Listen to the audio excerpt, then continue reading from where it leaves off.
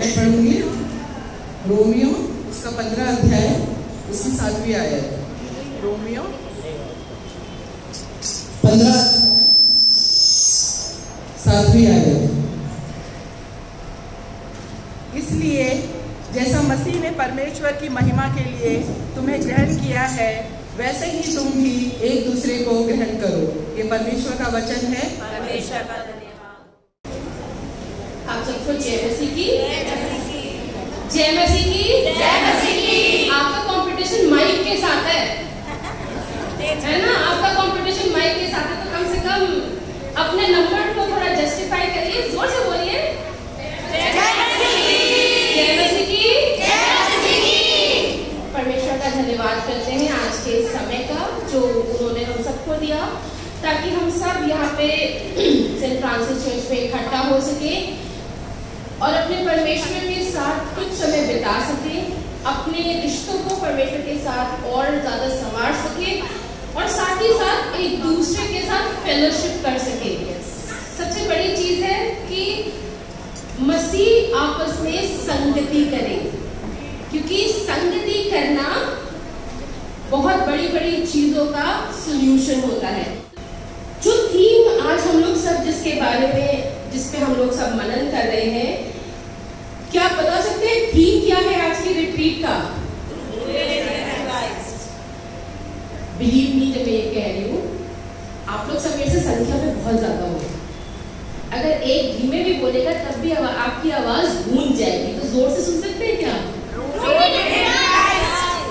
सब लोग प्लीज, जो लोग नहीं बोल रहे वो बोले।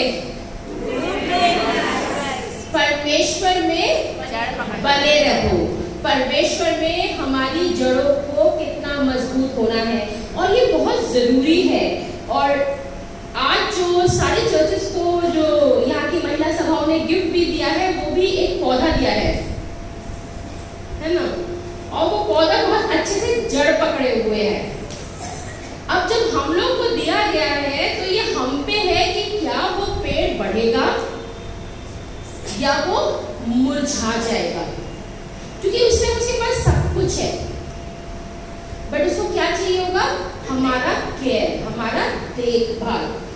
आज की जो परमेश्वर के वचन से जो थीम बाइबल थीम है वो है कुलूसियो उसका 2:7। आप लोग प्लीज अपनी बाइबल रेडी रखिएगा। सबके पास मोबाइल में होती है। I am so much Android सेवी नाउ, तो सबके पास है। डोंट माइंड, मेरे पास इस टाइम बाइबल यहाँ नहीं है, लेकिन thanks to the technology phone में है, तो मैं उम्मीद करती हूँ सबके फोनों में बाइबल होगी। कोलोसियंस 2:7, कुलूसियो 2:7, वो जोर से पढ़ते बुलंद आवाज में। और उसी में जड़ पकड़ते और बढ़ते जाओ, और जैसे तुम सिखाए गए वैसे ही विश्वास में दृढ़ होते जाओ और अधिकाधिक धन्यवाद करते रहो। फिर से कोई एक और पढ़ दे, एक जन और पहले पढ़ दे प्लीज। और उसी में जड़ पकड़ते और बढ़ते जाओ, और जैसे तुम सिखाए गए वैसे ही विश्वास में दृढ़ होते जाओ और अत्यंत धन्यवाद करते रहो। जैसे तुम हमने 2 बार सुन लिया, हम लोग बोल सकते हैं इस चीज को।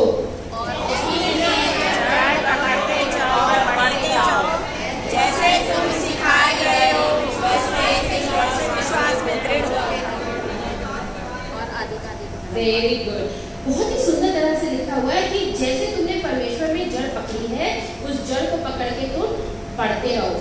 आप सबको आई गो फर्दर, वचन में जाएंगे, लेकिन आपने कभी बॉन्साई देखा है? बॉन्साई के पौधे देखे हैं?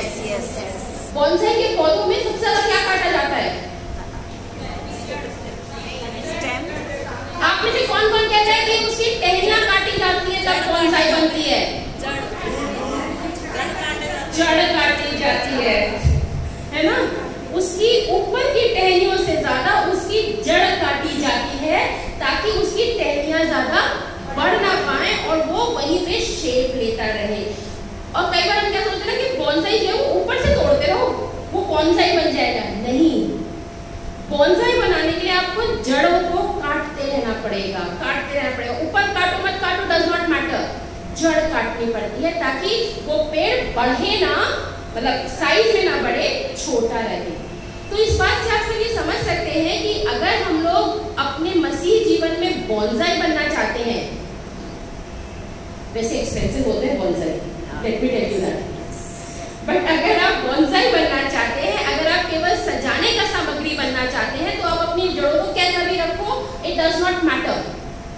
लेकिन अगर आप परमेश्वर में दरख्त बनना चाहते हो, यदि आप परमेश्वर में बड़े बनना चाहते हो और केवल अपने लिए नहीं, दूसरों के लिए फलवंत, दूसरों के लिए छाया का कारण, दूसरों के लिए उन्नति का कारण बनना चाहते हो, तो जरूरी है कि हम अपनी जड़ें फैलाते रहें।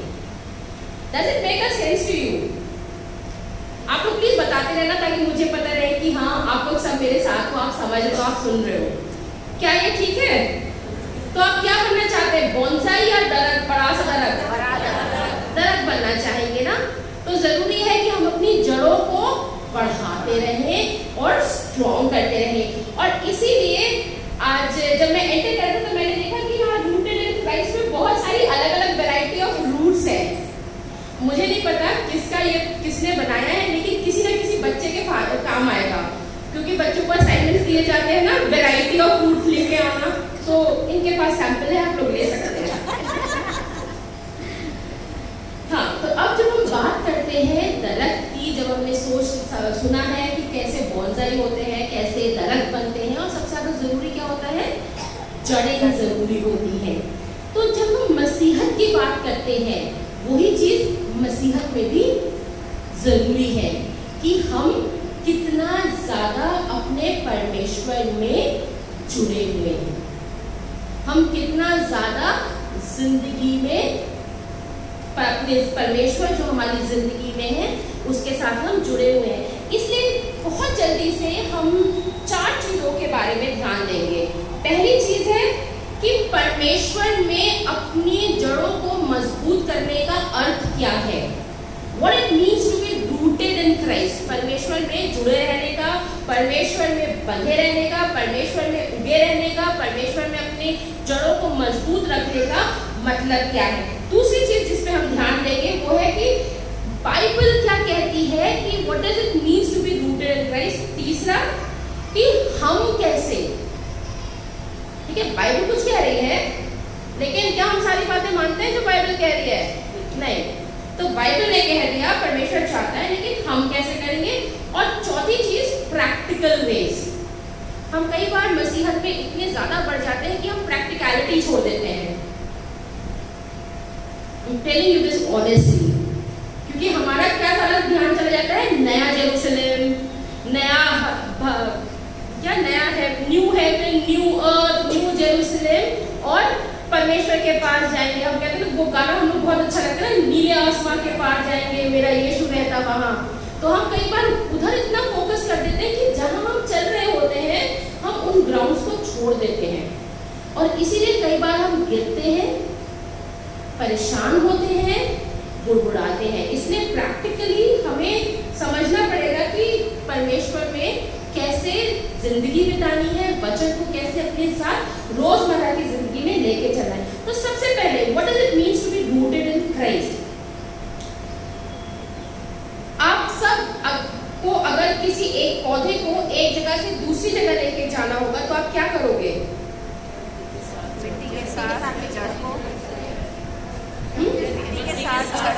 मतलब मान लीजिए आपके गार्डन में एक पौधा जमीन में लगा है, तो आप उसको क्या करोगे? कैसे उखाड़ोगे? ऐसे पकड़ के उखाड़ दोगे? उसके चारों तरफ खोदना पड़ेगा, उसके चारों तरफ खोदने के बाद उसकी जड़ों को बचाना पड़ेगा, और फिर उसकी मिट्टी सब लेके फिर आप दूसरी जगह जाओगे और उतनी जगह उसके लिए बनाओगे पहले, है ना। अगर आपकी जड़ इतनी निकली है तो आपको किसी और जगह इतना ही बड़ा गड्ढा करना पड़ेगा, वहां आप उसे लगाएंगे और फिर वो उगने लगेगा। तो जब भी हम किसी एक जगह से दूसरी जगह रीलोकेट करते हैं तो जरूरी होता है कि हमारी जड़ें बची रहें। मसीही भी यही कह चाहते हैं। हम में से बहुत ऐसे हैं जिन्होंने स्लोली एंड ग्रेजुअली मसीहत में बढ़ोतरी करी है। मैं जिस दिन पैदा हुई थी उस दिन मैं मैं बॉर्न बिलीवर नहीं थी। आई डोंट नो आप में से कौन रहे हो, मुझे नहीं पता, मैं नहीं थी। इवन जब मैं बड़ी हो गई तब भी it was you know partial, हमारे यहाँ उसे त्योहारी बोला जाता है। मैं बहुत ज़्यादा त्योहारी साइड थी क्योंकि मैं हॉस्टल में रहती थी।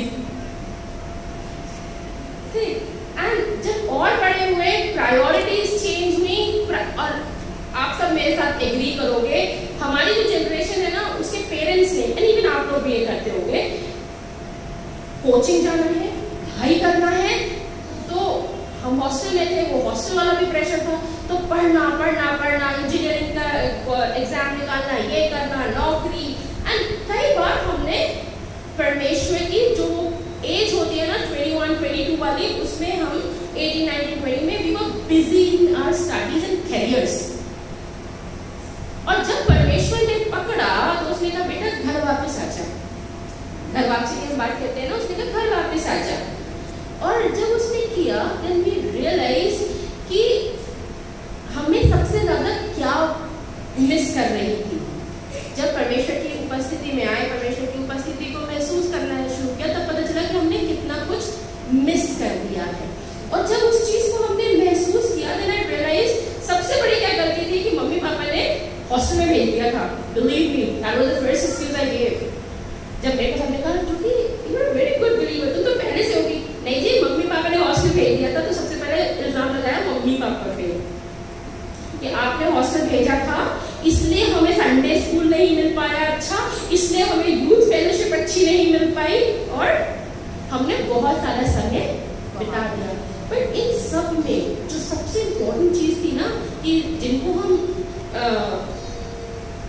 ब्लेम कर रही थी, जिनको मैं ब्लेम कर रही थी कि मम्मी ने हॉस्टल भेज दिया, फेलोशिप नहीं मिली, यूथ फेलोशिप नहीं मिली, वही थी कि जिन्होंने हमें भजन संहिता 23, भजन संहिता 91 प्रार्थना करना सिखाया था। तो कुछ जो जड़ें थी ना वो फिर भी फंक्शनल थी। तो जब परमेश्वर में बनना शुरू किया, इन्हीं वाली जड़ों ने पढ़ना भी शुरू किया। वचन पढ़ना आता था, वचन खोलना आता था, प्रार्थना करनी आती थी, और यही सारी चीजों ने हमें पढ़ाना शुरू किया। तो एक मसीह के लिए ये बहुत जरूरी है कि हम ये जाने कि हमारी फाउंडेशन क्या है। क्या हम, जब हम फाउंडेशन की बात कर रहे हैं, मैं अपनी बात नहीं कर रही, आपकी बात नहीं कर रही, हमारा फाउंडेशन है हमारे बच्चे, हमारा खुद का बचपन। इसीलिए प्रोवर्ब्स 3:16 बोलता है कि अपने बच्चों को उन बातों 16-18 बोलता है कि अपने बच्चों को उन बातों में बढ़ाते रहो जो उनके मन से बड़े होने तक उतरे ना। Teach your children the way that it should not go away from their hearts even when they are old. इसीलिए हर मसीह जीवन का जो फाउंडेशन होता है ना, वो उसका बचपन होता है। अब चाहे तो वो बचपन हमारी एज का हो, चाहे वो हमारी हरकतों का हो, चाहे वो हमारी मेंटालिटी का हो, हमारे बचपन हमारे फाउंडेशन होते हैं। और जो कुछ भी हम अपने बच्चों को सिखाते हैं वो उनके साथ रहता है। इसलिए मैं इस चीज को बीच में ले आई हूँ। आप जब सब मम्मियाँ यहाँ बैठे हो, सारी महिलाएं यहाँ बैठे हो, प्लीज मेक श्योर कि आप अपने बच्चों को मसीह की तालीम दें। वो कहीं भी रहे, कैसे भी रहे, मसीह की तालीम दे, ताकि उन्हें पता हो कि मसीहत क्या है। हमने नॉर्मली बच्चों को ना संडे स्कूल में बोलते हुए सुना है, जीसस ने दुनिया बनाई। और मैं सबसे पहले ना संडे स्कूल टीचर के पास जाती हूँ, कहती हूँ दुनिया किसने बनाई थी? किसने बनाई थी? परमेश्वर ने बनाई थी। जीसस तब तक नहीं आए थे। Jesus had his place at a later time. Jesus ने नहीं बनाई, क्योंकि वो बच्चे जब यूथ में आते हैं इतने कंफ्यूज हो जाते हैं कि जीसस खुदा, एंड देन उनको ट्रिनिटी कॉन्सेप्ट समझने में बड़ी मुश्किल होती है। इसीलिए प्लीज अपने बच्चों को सही शिक्षा दें, जरूर से दें। पढ़ाई लिखाई करवा रहे, ABCD सिखा रहे हैं, उसके साथ साथ मसीह का जीवन भी बताते रहें। और हम जो बड़े हो जाते हैं, उनके लिए एक बड़ी सिंपल सी तरकीब है जो जो लूका उसके 6 अध्याय में मिलती है। प्लीज लूका 6 उसका 47 से 49 आयत तक अगर मेरे लिए कोई पढ़ दे। लूका 6 उसका 47 से 49 आयत तक। जो कोई मेरे पास आता है और मेरी बातें सुनकर उन्हें मानता है, मैं तुम्हें बताता हूँ कि वो किसके समान है। वो उस मनुष्य के समान है जिसने घर बनाते समय भूमि गहरी खोदकर चट्टान पर नींव डाली, और जब बाढ़ आई तो धारा घर पर लगी, परंतु उसे गिरा न सकी, क्योंकि वह पक्का बना था। सबने पढ़ लिया? Thank you so much. Display पे भी है कि क्या है, यहाँ पे एक घर बनाने वाले के बारे में है कि उसने अपना घर कैसे बनाया। गड्ढा खोदा, मेहनत करी, गड्ढा खोदा और फिर उस पे ईंटें रख के अपनी फाउंडेशन बनाई और उसके बाद घर बनाया। अजीजों, जब हम परमेश्वर की उपस्थिति में हैं तो हम सब के लिए ये बहुत जरूरी है कि हम थोड़ा सा एक्सरसाइज करें। जब हम गड्ढा खोदते हैं तो हम क्या, ऑफ कोर्स आप में से किसी ने गड्ढा नहीं खोदा होगा, आई होप दैट। खोदा है। गड्ढा खोदने में क्या होता है? सबसे पहले क्या चाहिए होता है? खुरपी, फावड़ा, कुछ भी, है ना। और फिर हम क्या करते हैं? जगह चुनते हैं। ऐसे नहीं कहीं भी गड्ढा खोद देते हैं, हम जगह चुनते हैं कि हमें कहाँ गड्ढा खोदना है और किस लिए गड्ढा खोदना है। ठीक, फिर क्या करना शुरू करते हैं? उसे मिट्टी हटाते हैं। मिट्टी हटाते समय कुछ होता है, हाथ गंदे होते हैं, मेहनत लगती है, कईयों के तो छाले भी आ जाते हैं, है ना। हम कई बार मसीहत में इन्हीं चीजों से भागने की कोशिश करते हैं। पहला, मसीह में कसरत। दूसरा, ये देखना कि कहाँ पे करना है, गड्ढा कहाँ खोदना है। ऑफ कोर्स आपको अपनी जिंदगी में गड्ढा नहीं खोदना, लेकिन मुझे और आपको ये बहुत जरूरी है कि हम ये जाने कि हमारे लिए क्या अच्छा है और मैं और आप किस बात पे बढ़ सकते हैं। सिंपल, मुझे मसीह की सेवकाई में आगे बढ़ना है और मैं क्या हूं, मैं हॉस्पिटैलिटी करना चाहती हूँ, मैं मार्था बनना चाहती हूँ। ठीक, लेकिन घर में मैं एक ग्लास नहीं उठाती, क्या मैं मार्था बन सकती हूँ? हाँ या ना? नहीं ना। तो जरूरी है कि जब हम परमेश्वर यीशु मसीह में अपनी बुनियाद रखना चाहते हैं, हम बहुत ज्यादा अपने साथ भी सच्चे हो कि मेरी क्या कमजोरी है, मेरी क्या स्ट्रेंथ है, और उस कमजोरी को और उस स्ट्रेंथ को परमेश्वर के सामने रखते हैं। ठीक, परमेश्वर के सामने रखते हैं और फिर उसी के अनुसार हम अपना भी डिसाइड करें कि इसके ऊपर हमें कैसा स्ट्रक्चर बनाना है। अगर हमें एक वाला घर बनाना है तो क्या हम 4 ईंटों का फाउंडेशन डालेंगे? नहीं, कम से कम 4-5 फीट तो खड्डा खोदेंगे। So we need to know, सबसे पहले मुझे अपनी जिंदगी में, आपको अपनी जिंदगी में इस बात के लिए समझना जरूरी है कि हम किस प्रकार से परमेश्वर की सेवकाई करना चाहते हैं, परमेश्वर के पास आना चाहते हैं और आगे चल के हम किस प्रकार से परमेश्वर के उस साइंटिफिक प्लान में अपने आप को रखना चाहते हैं। कई बार ये साइंटिफिक प्लान परमेश्वर खुद बता देता है, जैसे उसने सैमुअल को बताया था। सैमुअल को बोला था सैमुअल सैमुअल, तो सैमुअल ने कहा, सैमुअल किसके पास भागा था? एली के पास। हाँ मालिक, हाँ मैं तो यही हूँ। फिर वो अपने रूप से कहा, मैं तो नहीं बुलाया। और फिर उस एली ने उससे क्या कहा, मैं नहीं बुला रहा, परमेश्वर बुला रहा है। उससे क्या है, हाँ मालिक तेरा सेवक सुन रहा है। हम भी कई बार मसीह जिंदगी में यही गलती करते हैं, हम परमेश्वर की आवाज सुनते हैं और हम अपनी सोच के हिसाब से भागने लगते हैं। सो इट्स वेरी इंपॉर्टेंट कि जब हम मसीह को अपनी जिंदगी में चाहते हैं, अगर हम बुद्धिमान व्यक्ति बनना चाहते हैं, तो हम ये जाने कि हमें अपनी जिंदगी का कौन सा गड्ढा भरना है कौन सा गड्ढा खोदना है और किस जगह अपनी जिंदगी में प्रभु यीशु मसीह को कहना है, परमेश्वर टेक कंट्रोल लो। और जब हम ऐसा करते हैं तो विश्वास की जो बातें हैं वो उस जगह को फिल करती हैं और हमें प्रभु यीशु मसीह में एक स्ट्रॉन्ग फाउंडेशन मिलता है। तो यही चीज परमेश्वर का वचन भी बता रहा है कि वो विद्वान व्यक्ति होता है, वो अपना फाउंडेशन बनाता है ताकि यदि परेशानियां भी आए तो भी उसका घर क्या रहे, स्थिर रहे। मुझे मसीह बनना है, मुझे मसीह बनना है, मैंने आज प्रार्थना करी और कल मैं उठा के प्रचार करना शुरू कर दूं तो सबसे पहले कोड़े किसे लगेंगे? हमें बैकलैश लगेगी ना, क्योंकि हमने तो अपना होमवर्क नहीं किया। यीशु सैल्वेशन है, यीशु सैल्वेशन दिया, कैसे सैल्वेशन है? How is Christ your salvation? अब मुझे ही नहीं पता है तो मैं बाकियों को कैसे बताऊंगा? इसीलिए ये जरूरी है कि जब हमें लगे कि अब ये समय है कि मुझे अपनी जिंदगी परमेश्वर के हाथ में देनी है, ये वो समय है कि मैं अपनी जिंदगी परमेश्वर के हाथ में दे दी है, उसके बाद हम अपनी कसरत करने शुरू कर दें, हम अपनी फाउंडेशन सही बनाना शुरू कर दें। क्योंकि जिस मसीह को मैं जानती हूँ उसने सेवकाई करवाई नहीं, उसने सेवकाई करी है। उसने दोष नहीं लगाया, उसने दोष को माफ किया।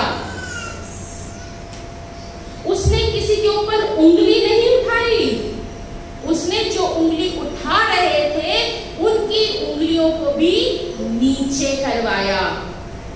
और सबसे ज्यादा प्रॉब्लम क्या होती है ना, जब हम अपने आप को मसीह बनाना शुरू करते हैं, द सो कॉल्ड मसीह बनाना शुरू करते हैं, हम सबसे पहले क्या करना चाहते हैं? अगर कोई आता कहते तुम नहीं कर सकते हो क्योंकि तुम्हारे ये प्रॉब्लम है, वी ऑलवेज फॉरगेट हम क्या थे। इसीलिए अजीजा, जब हम यहाँ बैठे हैं हम अपनी फाउंडेशंस को चेक करें कि क्या वो परमेश्वर में जड़ पकड़ चुकी है, क्या प्रार्थनाओं के जरिए जड़ पकड़ चुकी है, क्या मेरी जिंदगी में बेदारी के जरिए से जड़ पकड़ चुकी है, क्या मैंने अपने आप को खुद साफ कर लिया है और परमेश्वर को साफ करने दिया है। एक बार ये एग्जाम्पल आपने कई बार सुना होगा, एक व्यक्ति ने अपने घर को बेच दिया और उस घर को बेचने के बाद उसने नए लैंड ओनर को कहा कि पूरा घर तो तुम्हारा है लेकिन दरवाजे में घुसने जो कील है वो मेरी है। ये सबने सुन रखी है ना? कोई ऐसा है जिसने नहीं सुनी? ओके, मैं फिर बता देती हूँ।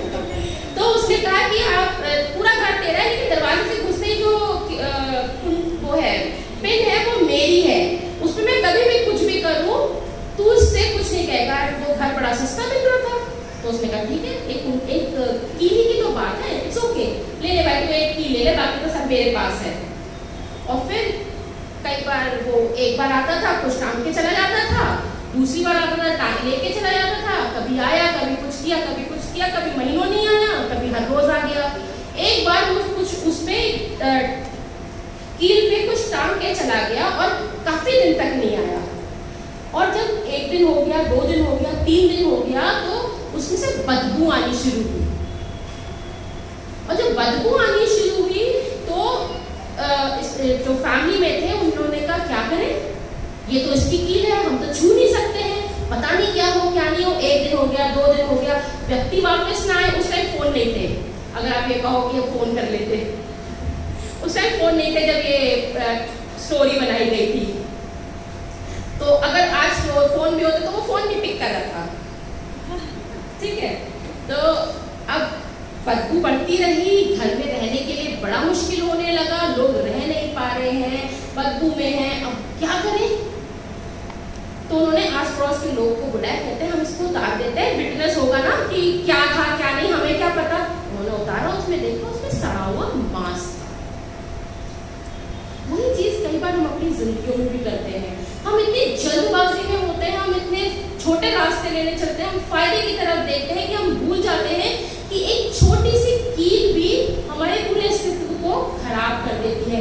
तो अगर हम अपनी जिंदगी परमेश्वर के हाथ में देना चाहते हैं तो पूरी जिंदगी देनी पड़ेगी। एक कील भी अपने लिए नहीं रखनी पड़ेगी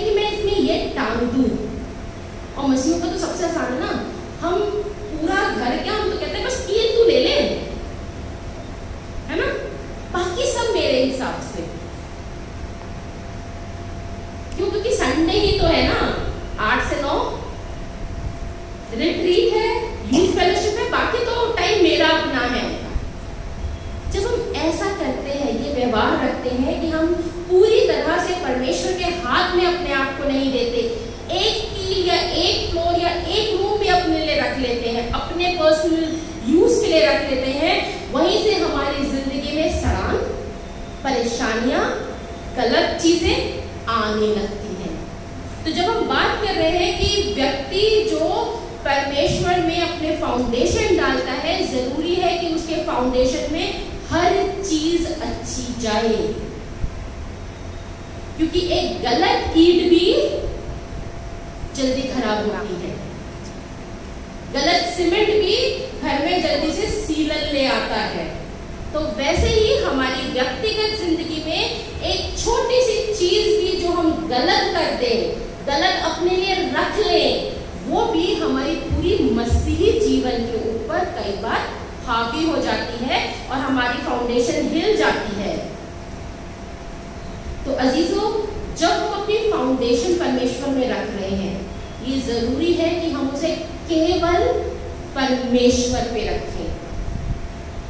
आई मेट अ पर्सन, मैं एक जने से मिली और उन्होंने कहा, आपको पता है पार्टी साहब ऐसा है, मैं बहुत, and believe me, he was a very good believer, बहुत अच्छे बिलीवर थे, सारा अच्छा काम करते थे, झूठ नहीं बोलते थे, कभी कुछ गलत नहीं करते थे, बहुत अच्छे थे, बहुत अच्छे थे। लेकिन to my utter most surprise, उन्होंने बाइबल केवल आयतों में पढ़ी थी। आई यू अंडरस्टैंडिंग जो मैं कहना चाह रही हूँ? उन्होंने कभी भी बाइबल नहीं पढ़ी थी, केवल आयतें पढ़ी थी, और वो आयतें उनको किसी एक बहुत बड़े प्रचारक ने बताई थी। तो उन्होंने क्या कर रखा था? अपनी जिंदगियों को आयतों पे रख रखा था। और जब कलेश आया, तब वो आयतें बहुत देर तक तो उनको, जब जैसे बारिश होती है, पानी में हम क्या करते हैं, ईंटें रख देते हैं ना बीच में से चल के आने के लिए, और कई बार वो ईंटें इधर उधर होती है और हम ऐसे ऐसे ऐसे ऐसे ऐसे ऐसे करते रहते हैं। उन्होंने कई जब उनकी जिंदगी में परेशानी आई तो कई बार तक उन्होंने आयतों पे संभलने की कोशिश करी। क्यों? क्योंकि किसी एक प्रचारक ने यीशु के बारे में बताया था, यीशु बहुत अच्छा है, यीशु को ये चाहिए, यीशु को वो चाहिए, लेकिन खुद नहीं गए थे, खुद नहीं करा था। मसीह बहुत अच्छे थे, नो डाउट, हर चीज वो करते थे जो मसीहत के लिए जरूरी थी, लेकिन फाउंडेशन में कहीं ना कहीं गड़बड़ हो गई थी। इसीलिए जब आज हम परमेश्वर के सामने उपस्थित हैं और हम कहते हैं कि हमें रूटेड होना है, तो जान लीजिए कि हमें कितनी जगह चाहिए। हाथ गंदे होंगे, गड्ढा खोदना पड़ेगा, मेहनत करनी पड़ेगी, सब चीजों का ध्यान रखना जरूरी है। रिपेंटेंस, अंगीकार, और कुछ मत छोड़ो अंगीकार में, नहीं, इतना तो चलता है, आटे में नमक तो चलता है, बट वो केवल ब्रेकफास्ट के लिए चलता है। रात वाली सब्जी में, रात वाले आटे में नमक नहीं चलता, केवल जब पराठा खाना हो तब चलता है, राइट? यस। मुझे नहीं पता आप में से कितने पराठे और चाय पे बड़े हुए हो, but I used to love it. Paratha roll करो, जब आते काम हो गया, है ना? तो केवल वहीं तक ही अच्छा लगता है और कहीं नहीं। और कई बार हम इस चीज को बहुत एंजॉय करते हैं ना, कि परमेश्वर में नमक चल जाएगा, परमेश्वर में नमक नहीं चलेगा, हमें नमक होना है। इसीलिए कुलूसियो और उसके 2 में परमेश्वर का वचन, कुलूसियो 2:4 और 8 अगर हम पढ़ेंगे तो वहां पे जरूरी है कि हम अपने आप को किस चीज पे स्थापित करें? परमेश्वर के वचन पे। And I'm telling you this thing and I'm warning you for this. मैं आप सबको बताना चाहती हूँ, प्लीज परमेश्वर के वचन को पढ़ें।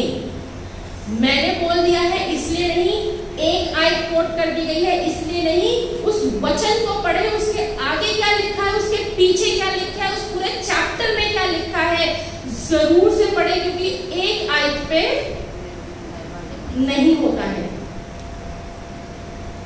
क्यों कहा गया था? कि संदर्भ में कहा गया गया था। क्या केवल सब्जी बना लेते हो? आज गोभी बनानी है, चलो गोभी बन गई। प्याज भी चाहिए, टमाटर भी चाहिए, तेल भी चाहिए, नमक भी चाहिए, गैस भी चाहिए, है ना? वही चीज हमारी आत्मिक जिंदगी में है, परमेश्वर के वचन में भी है। और पौलुस इसीलिए कहता है कि बहुत ध्यान रखो कि क्या सुनते हो, कहां से सुनते हो, और उसका आधार परमेश्वर है कि नहीं। कई जने वचन पढ़ाते हैं, कई जने वचन बताएंगे, इसलिए जब भी कुछ सुनो उसको घर जाके जरूर टेली चेक करो। Please tally check even the spiritual food you are getting.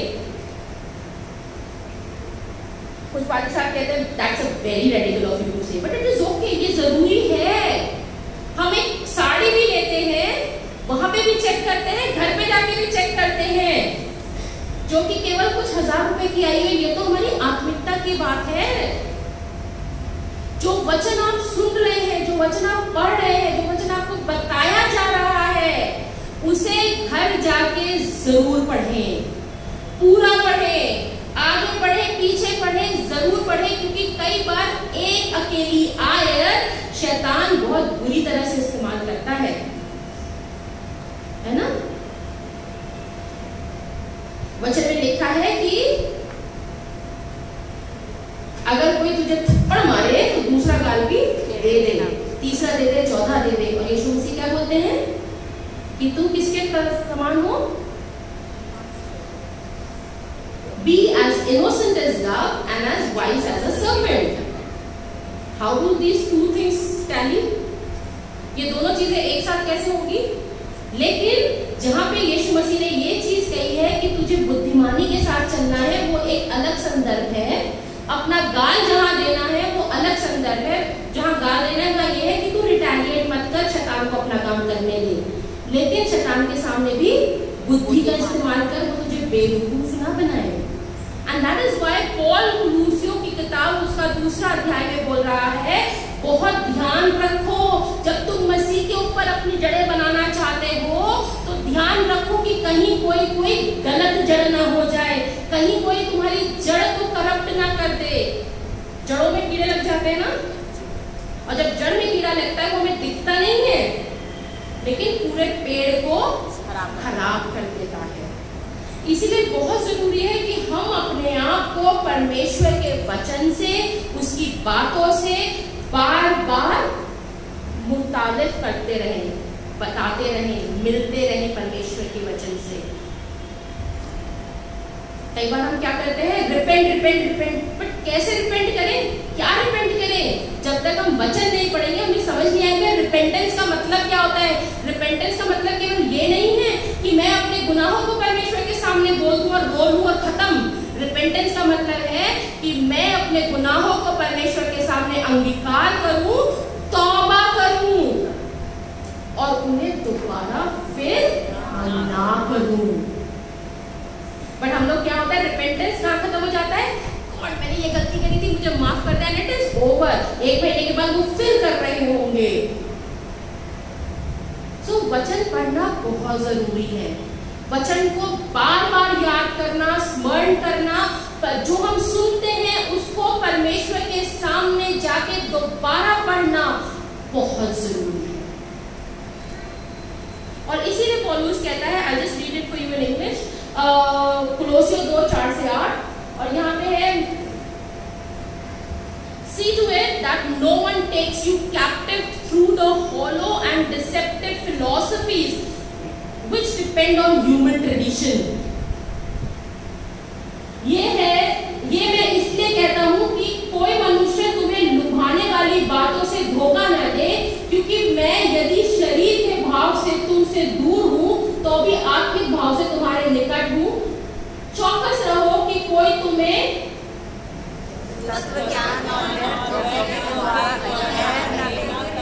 तो जब हम फाउंडेशन डाल रहे हैं, जब हम रूट्स का ध्यान दे रहे हैं, तो जरूरी है कि हम अपनी रूट्स को बार बार चेक करें। गुड़ाई करते हैं ना, क्यों करते हैं? ताकि जड़ों को हवा मिलती रहे, हमें दिखती रहे।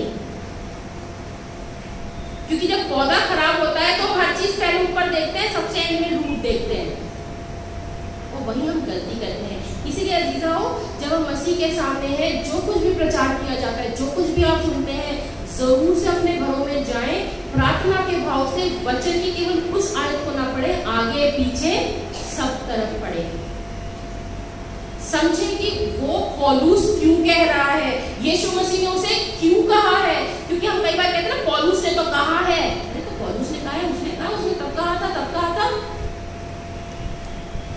किसी एक संदर्भ में कहा था, राइट। तो प्लीज जरूर वचन को आगे पीछे दाएं बाएं अकेले में जरूर पढ़ें। Make sure you read the word which ever you are listening. जो भी वचन आप पढ़ रहे हैं, सुन रहे हैं, उसे जरूर से दोबारा पढ़ें, 12 पढ़ें, 4 बार पढ़ें, अंडरलाइन कर दें, और तभी हम अपने फाउंडेशंस को सही रख पाएंगे। वरना क्या होगा कि यदि परेशानी आएंगी तो हम यहाँ वहां वहां वहां इस पे कूद जाओ, उस पे कूद जाओ, उस पे कूद जाओ, और एंड में हम क्या होंगे, गिर जाएंगे। जब हम फ्लोर बनाते हैं तो पूरा समतल बनाते हैं ना, कुछ कुछ थोड़ा लगता है कि यही पैटर्न पे जाना है, इसी पैटर्न पे आना है।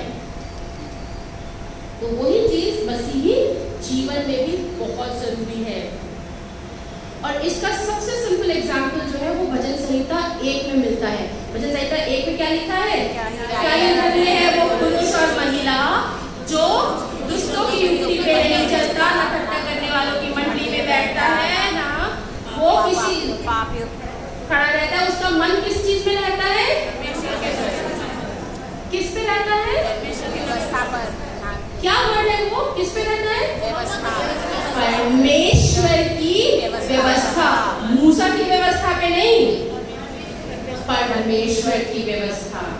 कई बार हम इस चीज को भूल जाते हैं, और इवन हम अपने व्यक्तिगत जीवन में पूरी किताबें पढ़ लेते हैं, और 4 जो महत्वपूर्ण किताबें हैं ना, कौन सी 4 महत्वपूर्ण किताबें, क्यों जरूरी है वो बाकियों से अलग क्यों है, कौन सी, सॉरी 4 किताबें सबसे जरूरी कौन सी है बाइबल में? प्लीज, मैं शायद कंफ्यूज हो गई, जोर से बोलिए, 4 और कौन सी किताबें हैं जो सबसे ज्यादा जरूरी है? क्या आप सब मानते हो मती, मरकुस, लूका, यूहन्ना है? कोई और है? नहीं, सारी इंपॉर्टेंट है, डिफरेंट थिंग, बट आपकी मसीही नींव किस पे होनी चाहिए? सुसमाचार। क्योंकि आप प्रचार क्या करते हो? Old testament, epistle, wisdom literature, revelation, ये सुसमाचार को उठाने के लिए है। ये कभी मत कीजिएगा कि जो उठाना है उसी को नीचा करके बाकी सब कुछ ऊंचा कर दे। कई बार लोग कहते हैं ना, अरे हम तो अच्छे हैं इसलिए हम अच्छे काम करते हैं, अरे आप तो बहुत अच्छे हैं इसलिए आप अच्छे काम करते हैं। आपको कोई फायदा नहीं आएगा। मैं अच्छे काम इसलिए करती हूँ क्योंकि मेरा परमेश्वर मेरे लिए अच्छा है, इसलिए मेरा ये कर्तव्य है कि वो जो मेरे लिए अच्छा है मैं भी दूसरों के लिए अच्छे हूँ। दोनों चीजों में डिफरेंस है। I am good so I do good, और मैं इसलिए अच्छा काम करती हूँ क्योंकि मेरे साथ हुआ है। आई डोंट जज क्योंकि मेरे परमेश्वर ने मुझे जज नहीं किया। मैं दूसरों के साथ रोती हूँ क्योंकि मेरा परमेश्वर मेरे साथ मिलाप करता है। और दोनों एटीट्यूड्स में बहुत बड़ा डिफरेंस है।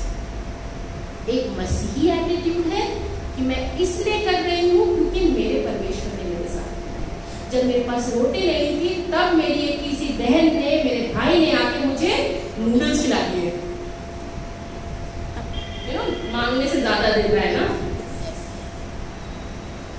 तो इसीलिए। और एक है तो आई एम वेरी गुड, ये तो मेरे लिए रोज के काम है, रोज के काम है, तो प्लीज जाके कहीं और कीजिए। क्योंकि यदि आपके काम करने की योग्यता परमेश्वर नहीं है तो वो काम मसीह नहीं है। चाहे मैं अपने टाइटल के आगे मसीह लगा लूं, आवर इंटेंशंस मैटर। इसीलिए वचन और नियत हमें अपनी बहुत ही पुख्ता रखने की जरूरत है। ज्यादा हिंदी तो नहीं होगी, ज्यादा हैवी तो नहीं हो गया? Do you agree with this? Yes और नो? कुछ ही कह रहे हैं है ना? वचन पढ़े, 2 बार पढ़े, 10 बार पढ़े, हर हफ्ते पढ़े, आगे पीछे पढ़े, प्रभु यीशु मसीह के मुंह से जो बातें निकली हैं उसे करें, क्योंकि पौलुस ने भी डिविजन्स करे थे, यीशु ने कभी नहीं किए। तो जरूरी है कि हम सुसमाचार वाली बातों पे ज्यादा अपना ध्यान दें। और इन सब के साथ ये बहुत जरूरी है कि हम प्रभु यीशु मसीह के प्रेम में अपनी जड़ों को पकड़ना शुरू करें। प्रभु यीशु मसीह का प्रेम, प्रभु यीशु मसीह का प्रेम कैसा था? इफिसियों 3:16 से 19, बहुत जल्दी से कोई करे। इफिसियों 3:16 से 19।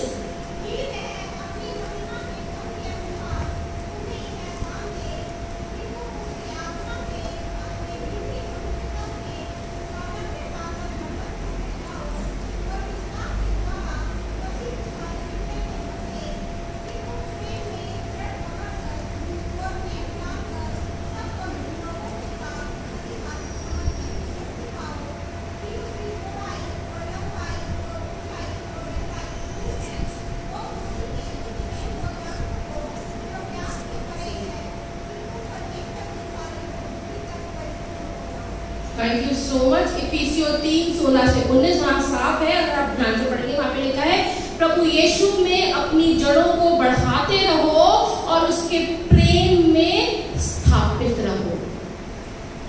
हम प्रभु के प्रेम में कैसे स्थापित रहेंगे? प्लीज जल्दी से कोई एग्जांपल दीजिए। हम प्रभु यीशु मसीह के प्रेम में कैसे स्थापित रहेंगे?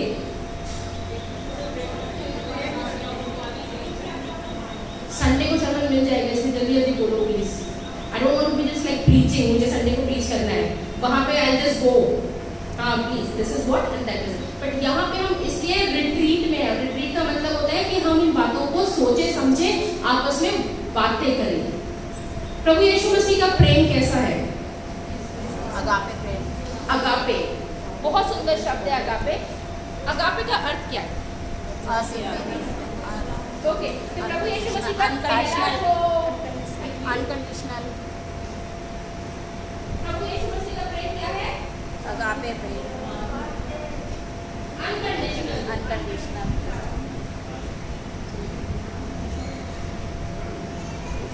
अनकंडीशनल लव ना? यस।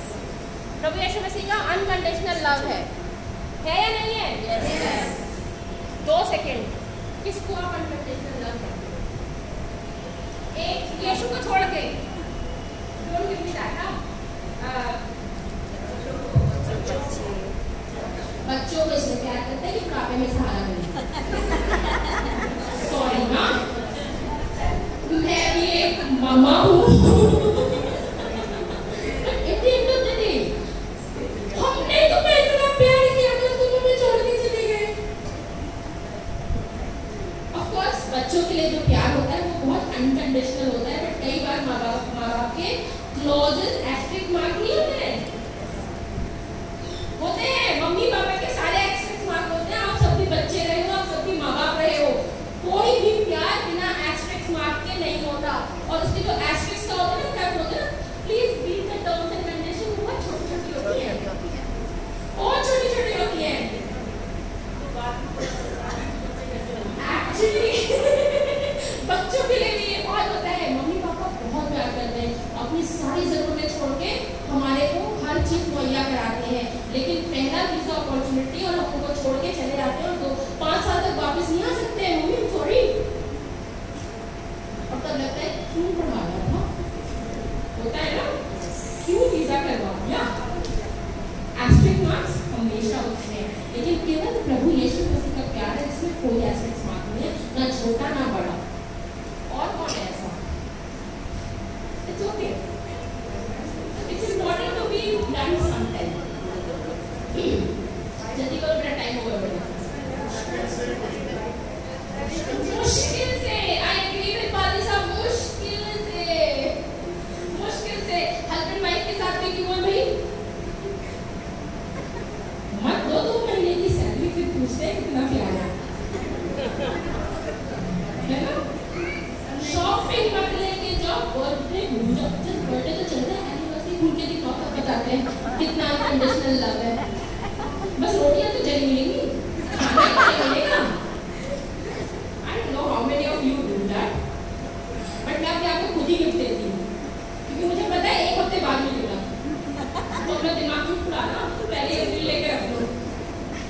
एडिशनल है। There is nothing in this world that is unconditional. दुनिया में ऐसा कुछ नहीं है जिसके साथ छोटा बड़ा मोटा पतला एस्ट्रिक मार्क ना लगा रहे। लेकिन प्रभु यीशु मसीह का प्यार है। जब मैं पैदा नहीं हुई थी तब उसने मेरे लिए उसके जान दी। उसने मेरे लिए कि मैं नरक में ना जाऊं। I don't know about this concept of नरक एंड ऑल, बहुत कॉम्प्लिकेटेड चीजें हैं ये, बट हाँ मेरे दादा कहते थे बेटा गलत काम किया ना तो स्वर्ग में जो सोने की ईंट है वो गिर जाएगी। मैं तो घर का भी नहीं होता। जोक्स अपार्ट, जब हम थे भी नहीं, जब हमारा अस्तित्व भी नहीं था, तब भी उसने मेरे और आपके लिए उद्धार का कार्य किया, हमारे लिए लाइफ इजी कर दी। उसे पता था मूसा ने तो मोटी मोटी डाल दी है, इनके बस की नहीं है इन बातों पे चलना, इनके बस की नहीं है। मूसा ने जो कह दिया है उसको पूरा करना, इसलिए let me make things very easy. बहुत कम लोग होते हैं ना जो चीजें बहुत आसान करते हैं। प्रभु यीशु मसीह ने कहा 10 की जगह 2 कह लो बस। क्या? पड़ोसी से प्रेम, परमेश्वर से प्रेम करो, पड़ोसी से प्रेम करो, बाकी सब आई टेक केयर ऑफ। कोई बोलता है ऐसा? LIC की नहीं बोलती, प्रीमियम एक नहीं किया ना रिलैक्स हो जाती है। एक क्लास में अटेंड करी, अटेंडेंस शॉर्ट हो जाती है, बट परमेश्वर ने कहा मुझे पता है 10 थोड़ी मुश्किल हो रही है तुम्हारे लिए, लेट मी सिंप्लीफाई देम। और क्या कर लो? परमेश्वर से प्रेम करो और एक दूसरे से प्रेम करो, I take care of the rest.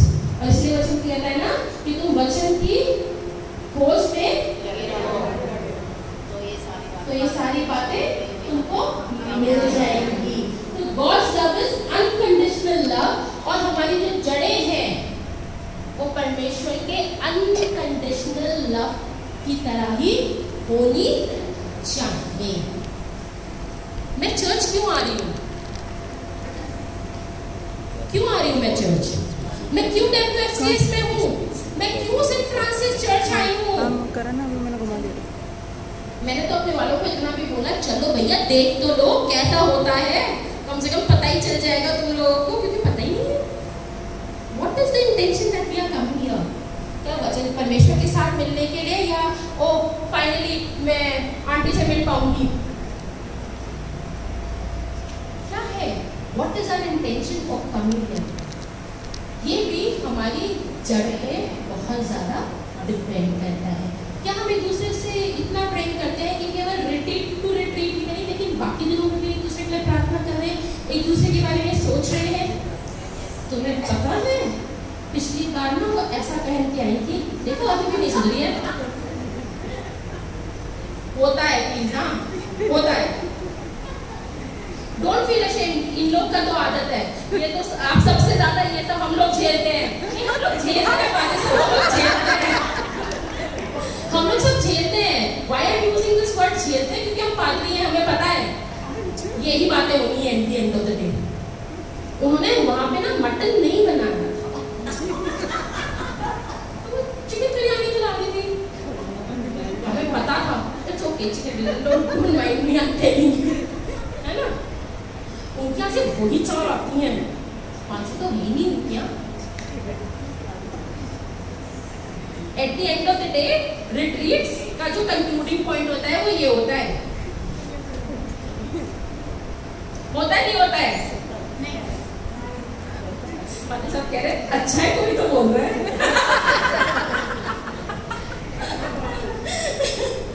है ना?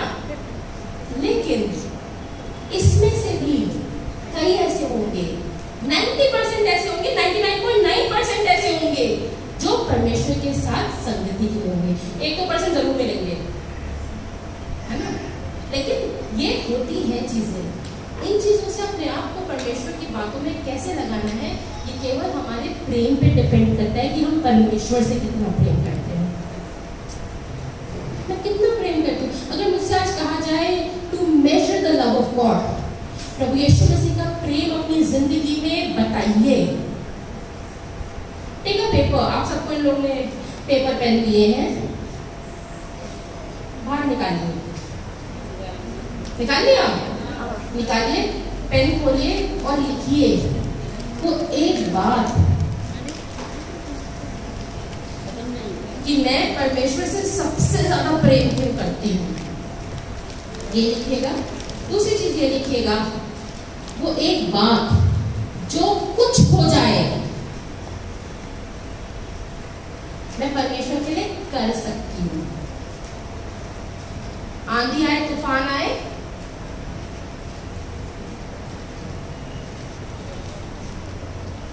Take your time, write it out.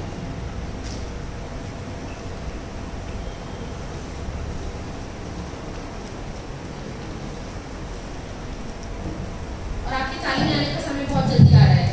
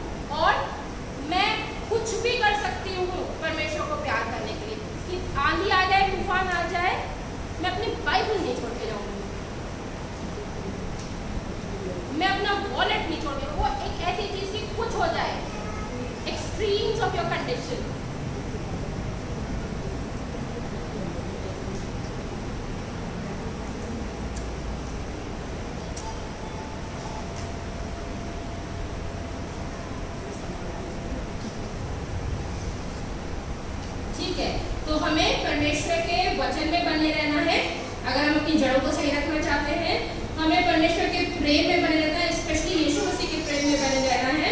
और चौथी तीसरी चीज जो हमें ध्यान रखनी है कि हमें परमेश्वर की पवित्र आत्मा की पावर में बने रहना है।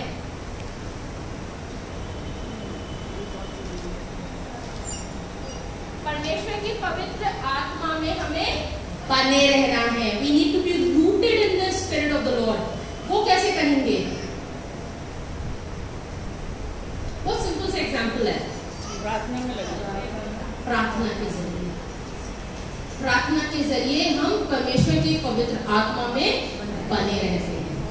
Okay, it's not a dream catcher कि अभी अब कर लेते हैं। और ये चीज जान के चलिए कि परमेश्वर का, अगर आप इफिसियों और उसका 3 अध्याय और उसकी 20 आयत पढ़ेंगे, अब जो ऐसा सामर्थ्य है कि हमारी बुद्धि और समझ से कहीं अधिक काम कर सकता है, उस सामर्थ्य के अनुसार जो हमें कार्य करना है। हम जो चीजें असंभव करते हैं वो पवित्र आत्मा में संभव होती है। और पवित्र आत्मा कुछ ऐसी चीज नहीं है जो हमें बाहर से मिलनी है। परमेश्वर की पवित्र आत्मा हमें वास करती है। ये हम पे डिपेंड करता है कि हम उसको कितना काम करने दें, कितना ना दे। परमेश्वर की पवित्र आत्मा हमारे अंदर है क्योंकि हम उसके स्वरूप में बने हुए हैं।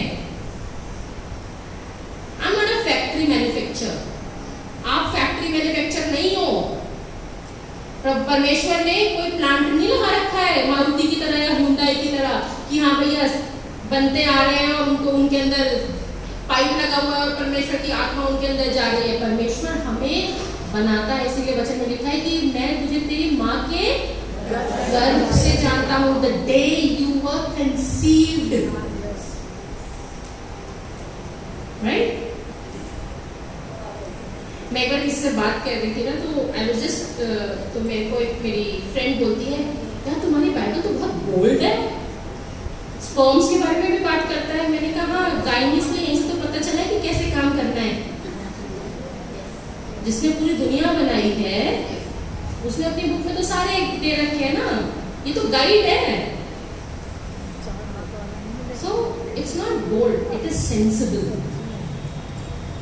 तो जरूरी है कि हम पवित्र आत्मा में अपनी जड़ों को रखें और तब हमारे सामने कोई भी गोलायत आ जाएगा। दाऊद को क्या था? दाऊद क्या वचन फेंक के मार रहा था उसमें? रुक जाओ, मैं तोरा की किताब लेके आता हूँ, ये फेंक के मारूंगा नहीं। उसके आत्मा में उसको कॉन्फिडेंस था कि ये जो खड़ा है ये मेरे परमेश्वर की बेइज्जती कर रहा है, और परमेश्वर के अंदर सामर्थ्य है कि वो मुझे सामर्थ्य कर सकता है और मैं इसे हरा सकता हूँ। ये है पवित्र आत्मा की हमारे अंदर की आवाजें, परमेश्वर की पवित्र आत्मा की हमारे अंदर की सामर्थ्य। और दुनिया में कोई भी ऐसा गुलायत नहीं है जिसको हम हरा ना सके। तो अगर परमेश्वर में रूटेड होना है तो ये चीजों में हमें जड़ पकड़नी जरूरी है, परमेश्वर के वचन में, परमेश्वर के प्रेम में, और परमेश्वर की पवित्र आत्मा में। और आत्मा की संगति, आत्मा संगति से बढ़ती है परमेश्वर के साथ और एक दूसरे के साथ, जो हमने अभी वचनों में पढ़ा है। मैं बहुत जल्दी से नेक्स्ट चीज को आपको ध्यान दिलवाना चाहती हूँ, और वो है कि परमेश्वर में जब हम रूटेड होते हैं तो कई बार हमारे ऊपर क्या आती है, परेशानियां आती हैं, क्योंकि शैतान को ये कभी नहीं अच्छा लगता कि हम परमेश्वर में बढ़े। तो वो क्या हिलाता है, हमारी जड़ें। वो आंधी तूफान तो बाद में भेजता है, पहले वो हमारी जड़ें हिलाता है। तभी तो मुहावरा भी है ना, मैं तेरी जड़ें हिला दूंगा।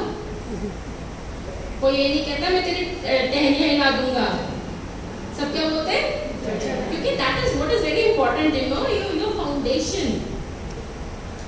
तो यदि हम जर्माया और उसका 7 अध्याय और उसकी 7 और 8 आयत पढ़ें, जर्माया ओल्ड टेस्टमेंट में है।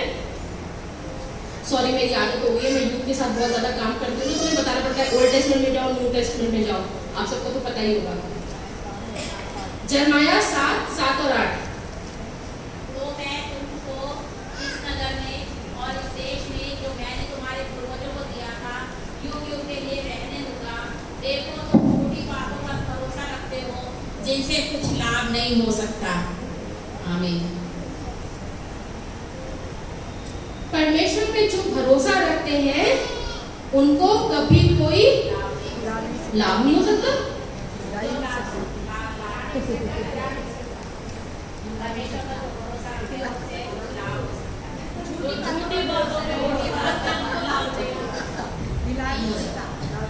This is the spirit of confusion. देखो तुम झूठी बातों पर भरोसा रखते हो जिनसे कुछ लाभ नहीं हो सकता। ठीक है, तो ये जरूरी है कि हम सही बातों पे अपना भरोसा रखें। और वो सही बात क्या है, परमेश्वर पर। कि जिंदगी का देने वाला वो है, जिंदगी का लेने वाला वो है, हमारे उद्धार का कारण वो है, और हमारा उद्धार भी वही है। आमीन। इसीलिए चीजों बहुत जरूरी है कि हम अपना कॉन्फिडेंस झूठी बातों पे नहीं रखें, वरन किस पे रखें, परमेश्वर पे। LIC, मेडिक्लेम जरूरी है, मैं मना नहीं कर रही हूँ, बहुत जरूरी है। आज के टाइम पे हम जैसे मसीहों के लिए, जो majority of us middle class family से आए हैं, हमारे लिए मेडिक्लेम बहुत जरूरी है। लेकिन उसके साथ साथ हमें ये भी ध्यान रखना है कि हम ऐसी बातों में ना लगे कि मेडिक्लेम लेना पड़े। ठीक है, मेडिक्लेम रखिए, जरूर रखिए, जरूरी है, लेकिन कोशिश कीजिए कि उसका क्लेम ना लेना पड़े, क्योंकि जितना देते नहीं है उससे ज्यादा, मतलब जितना लेते नहीं है उससे ज्यादा देना पड़ जाता है। नेक्स्ट जो चीज है जो आप हम सबको जरूरी है ध्यान रखने में, कि अगर हम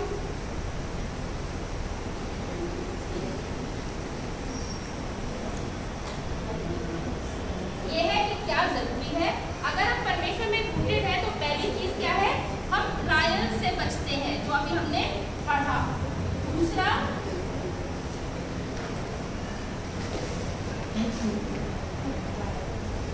पहला जो अभी हमने पढ़ा कि यदि हम पे मुसीबतें आती हैं तो हम उनसे बचते हैं, जो हमने अभी जर्माया 7 और 8 में पढ़ा ना, कि हम झूठी बातों पे भरोसा ना रखें, लेकिन अपनी जड़ों को किस बात पे मजबूत रखें, परमेश्वर की।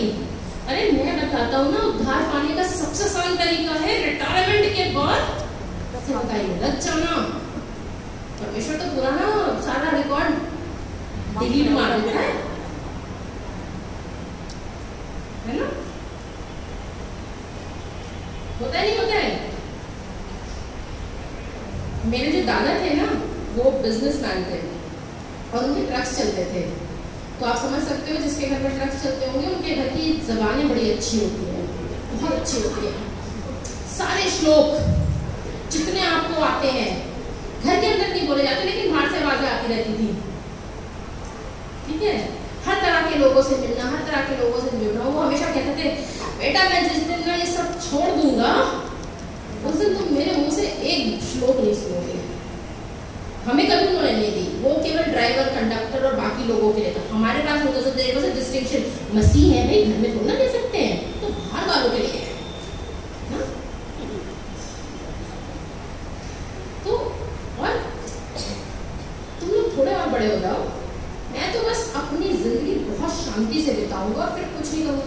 और उसके बाद ना मैं सारे टैक्स दूंगा, ओल्ड एज होम को भी टैक्स दूंगा, इसको भी टैक्स दूंगा, उसको भी टैक्स दूंगा, क्योंकि तब तक बहुत मोटा अपना अकाउंट बना लिया था। और यही हमारे ट्रायल्स हैं। ज्यादा टाइम नहीं मिला तो I don't know, but of course I know he is a believer, वो परमेश्वर के पास है। बट कई बार हमारा वर्क स्पैन हम खुद कम कर लेते हैं। हम 20 साल के लिए परमेश्वर की सेवकाई कर सकते हैं, लेकिन ठीक है 18 पे रिटायर होंगे तो 2 साल काफी है। रिगुलरली भाग के करेंगे। बच्चों तुम अभी क्या करो, कॉम्पिटिशन दो, नौकरियों पे लग जाना, तब आके चर्च में काम करना। और तब तक क्या है, बच्चे बाहर हैं, सारे यूथ बाहर है, फिर उनको अंदर आना क्यों पसंद आएगा? और इसीलिए आज हमारी कलीसियाएं क्या हो रही हैं, खाली होती जा रही हैं। चर्च में लाते नहीं हो, एक दूसरे से मिलने नहीं देते हो, रिट्रीट्स में नहीं जाने देते हो, एक लड़के लड़की आपस में जानते नहीं है। किसको ज्यादा जान रहे हैं, अपने कॉर्पोरेट ऑफिस वाले को, इसलिए कौन आ रहे हैं, गैलसी। जानोगे नहीं तब तक, है ना? तो these are very practical things. और यही सारे आज के जमाने में हमारे ट्रायल्स हैं, यही आज हमारी जिंदगी के ट्रायल्स हैं। Manipur case 1 in a million हो रहा है आजकल, लेकिन मेरे और आप पे कोई बंदूक लगा के नहीं खड़ा हुआ है। ये हमारी जिंदगी के ट्रायल्स हैं और परमेश्वर में जरूरी है कि हम उसके वचन में बने रहें। जैसा जरमाया 7 और 8 में लिखा है कि ये जरूरी है कि हम अपने ट्रायल्स में परमेश्वर में बने रहें। और जो तीसरी चीज है कि अगर हम परमेश्वर में बने रह रहे हैं तो हम फलवंत होंगे। पहला तो वो हमें ट्रायल से बचाता है, दूसरा परमेश्वर में बने रहने से हमें फल लाते हैं। I have time? I don't know. I'm out of time. 5 minutes and then we finish. ठीक है? जब हम छोटे थे ना तो मुझे बड़ा डर लगता था फल का बीज खाने से।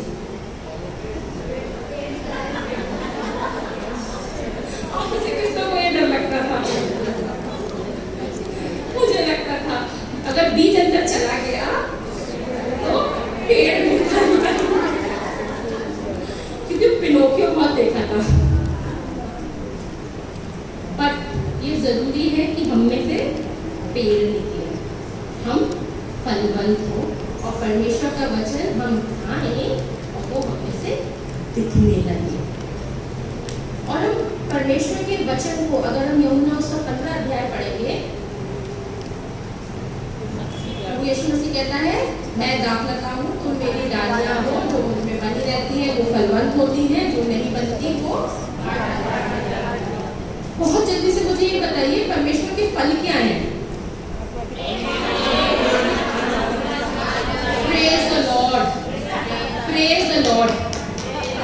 Thank you. आपने ये नहीं कहा अन्य भाषा बोलना, वो फल नहीं है, वो फल नहीं है, वो ब्यूटिफिकेशन है। परमेश्वर की आत्मा के फल प्रेम, आत्मा, धीरज,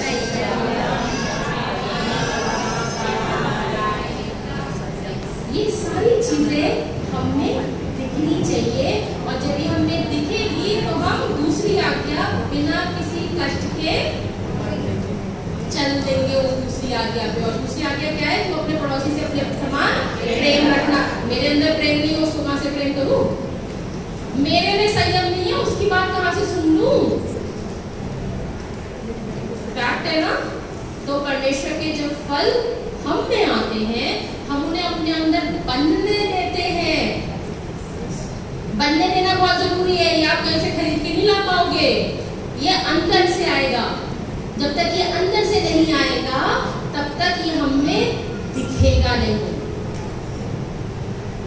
तो जब हम परमेश्वर में बने हुए हैं तो परमेश्वर के जो फल हैं वो हम में दिखते हैं। अगर हम परमेश्वर की आत्मा परमेश्वर में बने हैं, अगर हम परमेश्वर में रूटेड हैं, तो हम सच्चाई की तरफ रहते हैं। हम तीसरी चीज क्या कहते हैं, जब हम परमेश्वर के वचन, परमेश्वर के अंदर बने हुए हैं, उसमें रूटेड हैं, तो हम उसमें सच्चाई में बने हैं, हमें कोई भरमा नहीं सकता। और यही चीज पौलुस ने कहा था ना, बी केयरफुल, जिससे हमने शुरू किया था कि परमेश्वर के वचन में बने रहो। क्यों? ताकि तुम्हें कोई भरमा ना सके। मैं मेरे टीम और हमारे यहाँ एक आंटी थी, वो जीसस कॉल किसका है, तो बहुत उनको ये था कि अगर कॉल की ना करें, मेरे हस्बैंड पे हाथ रख के प्रेयर कर देंगे तो मेरा हस्बैंड ठीक हो जाएगा। He was an navy merchant, Indian navy में थे, एंड उनको एक इंजरी हो गई थी जिसके मारे उनका बॉडी पैरालाइज हो गया था। उनको इतना विश्वास था और वो बकायदा उनको लेके गई फ्लाइट से। एंड दिस इज जब हम लोग छोटे थे, तो आप समझ सकते हैं उस टाइम फ्लाइट वगैरह कितना महंगा होता होगा। और क्या हुआ, वहाँ लेके गई, लेकिन उन्होंने टाइम नहीं दिया क्योंकि जो अमाउंट ऑफ डोनेशन रिक्वायर्ड था कि वो आके मिले, वो मीट नहीं हुआ था। वो वापस आए, उन्होंने मुंह खोल खोल के सबको बताया, और मैं पूरा कैंपस आज तक कोई दिन आकर उनके पीछे पीछे था। क्योंकि अगर कोई चलता है तो वो सबसे पहले होकर, तुम्हें पता है ना मेरे साथ क्या हुआ था, तुम इसकी दुआ पे जाते हो, अपने आप दुआ करो। कई बार हम मुश्किल से सीखते हैं, जैसे आंटी ने सीखा और हम पे भी डंडा चढ़ा के रखा, खुद करो, कोई तुम्हारे लिए दुआ नहीं करेगा, तुम्हें खुद करनी है, अपने साथ लेके बैठ के करो। लेकिन किसी और की दुआ से तुम सोचो कि तुम मत करो, कोई और करे तो हो जाएगा, नहीं है। So do not be deceived, never be deceived. परमेश्वर से खुद रूबरू होना, परमेश्वर के साथ खुद मिलना जुलना बहुत जरूरी है, और तब वो हमें सही बातें बताएगा। परमेश्वर के साथ कोई मिडमैन की जरूरत नहीं है, क्योंकि ये शादी का रिश्ता नहीं लग रहा है। आप बैठ जाना ना प्लीज, आप बैठोगे तो कॉन्फिडेंस आएगा, ऐसा नहीं है। परमेश्वर के साथ रिश्ते में it's me and my God, ठीक है ना। अपने साथ स्ट्रेंथ के लिए बैठाइए सबको कि आज मेरा प्रार्थना करने का दिन है, बहन तू बहुत अच्छे गाने गाती है, मेरे साथ बैठ जा। तू बहुत अच्छे वचन पिक करती है, तू मेरे साथ बैठ जा। तू बैठ जा, मुझे दुआ करनी है, वो ना हुआ। There is always a different intention. With that, I want to close. अभी बहुत है, लेकिन I don't want to कि रश करना पड़े। बट आई होप इतना आज के लिए हमारे लिए, प्रोबेबली इतना ही परमेश्वर के वचन से आज हमारे लिए था कि हम यदि परमेश्वर में रूटेड होना चाहते हैं तो अपने गड्ढे खुद खोदें। डोंट टेक मी अदरवाइज, अपने लिए कोई गड्ढे मत खोदना। अपने पौधे लगाने के लिए जाने की कहाँ पे मेहनत करनी है, और उस मेहनत में थोड़ा बहुत गंदगी होगा। ये मत सोचिएगा कि जब आप मेहनत करेंगे तो आप बहुत क्लीन रहेंगे, जब आप अंगीकार करेंगे तो आप बहुत क्लीन रहेंगे। लोग रोते क्यों हैं जब अंगीकार करते हैं? क्योंकि अंधकार दिखता है। तो गंदगी मतलब खुद गंदे होंगे, लेकिन उसके बाद जब परमेश्वर का लहू हम पे काम करेगा तब हम स्नो की तरह, सफेद बर्फ की तरह हम रहेंगे। तो जानिए कि कहाँ मेहनत करनी है, परमेश्वर के वचन में, परमेश्वर के प्रेम में, परमेश्वर की पवित्र आत्मा में अपनी जड़ों को मजबूत कीजिए। और जब हम ये कर लेंगे तब हमारी जिंदगी के सारे ट्रायल्स और टेम्पटेशन में हम खड़े रह सकेंगे, हम स्थिर रह सकेंगे, हमें कोई नहीं हिला पाएगा। और हम फलवंत होंगे और हम सच्चाई का साथ देंगे। प्रभु करे हम सब परमेश्वर पे ऐसे ही बने रहें, अपनी जड़ों को मजबूत करें, परमेश्वर की उपस्थिति में रहें, वचन में लगे रहें, संगति में लगे रहें और एक दूसरे के साथ मिलते जुलते रहें। हम सब प्रार्थना करें।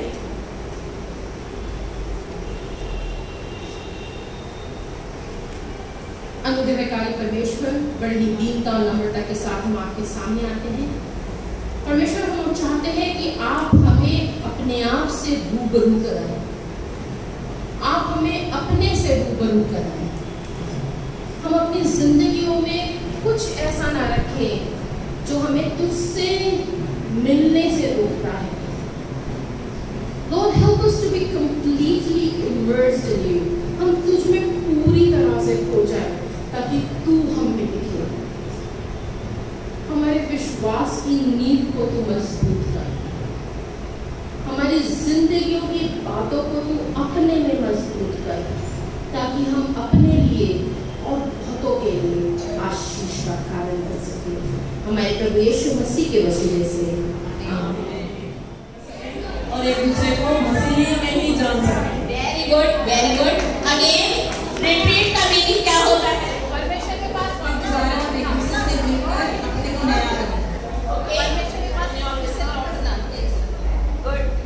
परमेश्वर के पास वापस लौटना। Again good. रिट्रीट का मीनिंग परमेश्वर के पीछे बहुत सारे मीनिंग आ गए हैं ना। रोजमर्रा की जिंदगी से हटकर एक दिन, एक ऐसा क्षण परमेश्वर में बिताना, कुछ घंटे बिताना, परमेश्वर के साथ बिताना ही रिट्रीट कहलाता है।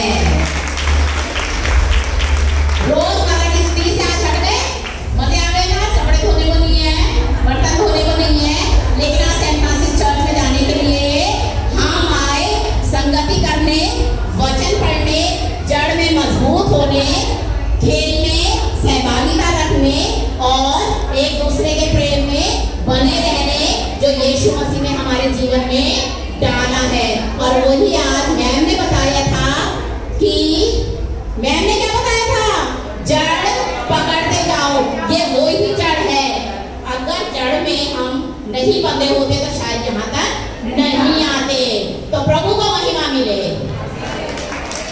प्रभु का महिमा मिले। यस, आप स्क्रीन पर सब देखेंगे और स्क्रीन पर हर कोई अलग अलग होए, please individuals, all are individuals, सब कुछ, सब फर्स्ट एक्टिविटी सब करेंगे। यस, चलिए start.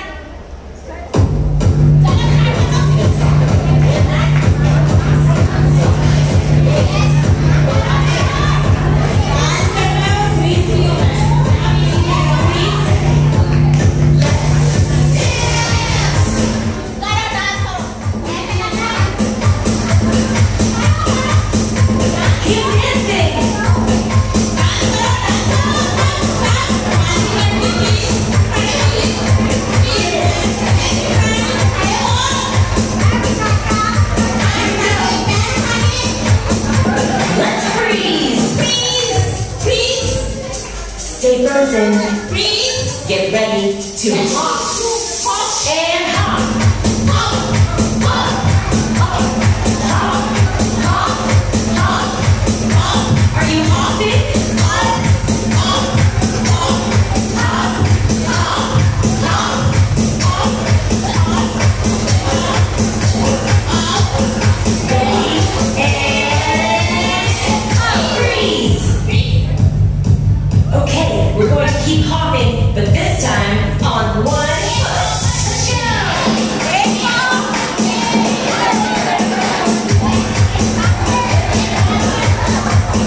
Switch. Hop on the other foot.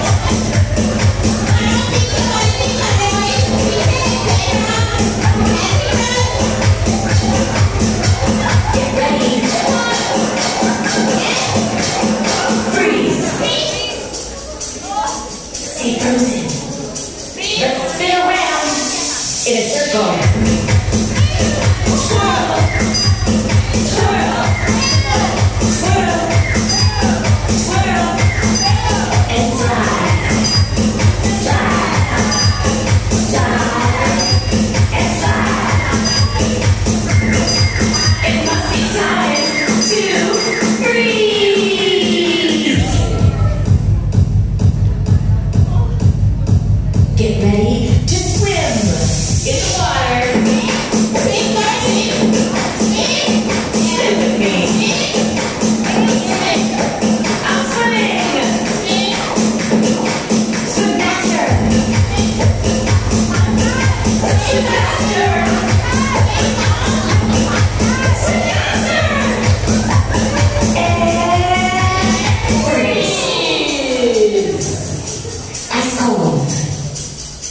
Get ready to do the robot. Robotic.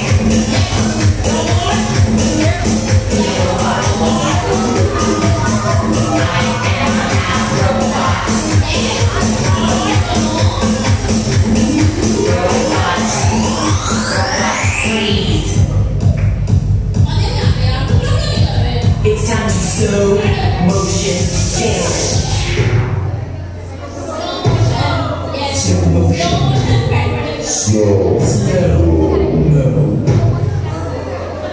Slower.